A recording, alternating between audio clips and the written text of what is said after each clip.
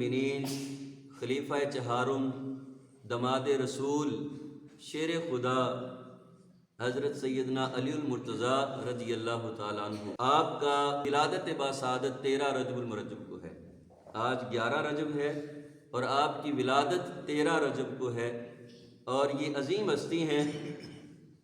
جن کی محبت ایمان کی نشانی اور علامت ہے، اور یہ وہ عظیم ہستی جو پیدا ہوئے تو اللہ کے گھر میں، یعنی یہ واحد ہستی ہیں جن کی ولادت اللہ کے گھر خانہ کعبہ میں ہوئی۔ آپ کی والدہ ماجدہ طواف کعبہ کر رہی تھی، ولادت کا وقت قریب آیا تو اللہ کی طرف سے کعبے کی دیوار شق ہوئی اور وہ کعبے میں داخل ہوئی، تو ولادت آپ کی اللہ کے گھر میں ہوئی۔ اس وقت تک آنکھ نہیں کھولی جب تک اللہ کے محبوب نبی کی زیارت نہیں ہوئی۔ سبحان اللہ۔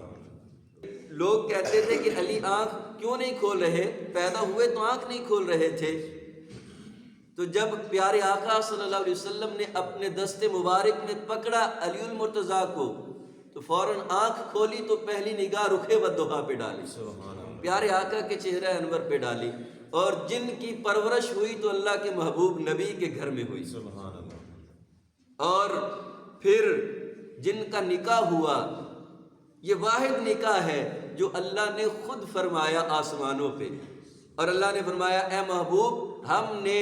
حضرت علی اور آپ کی صاحبزادی سیدہ طیبہ فاطمۃ الزہرا سلام اللہ علیہا کے جوڑے کو پسند کر لیا ہے، زمین پر بھی آپ ان کا نکاح فرما دیں، سبحان اللہ۔ جن کا نکاح بھی اللہ کے حکم سے ہوا، اور پھر جن کی شہادت بھی اللہ کے گھر مسجد میں ہوئی۔ فجر کی نماز پڑھا رہے تھے، آپ پر حملہ کیا گیا، تو جن کی ولادت بھی اللہ کے گھر میں، شہادت بھی اللہ کے گھر میں ہوئی، اس عظیم ہستی کے مقام کو کون بیان کر سکتا ہے؟ قرآن و حدیث میں بے شمار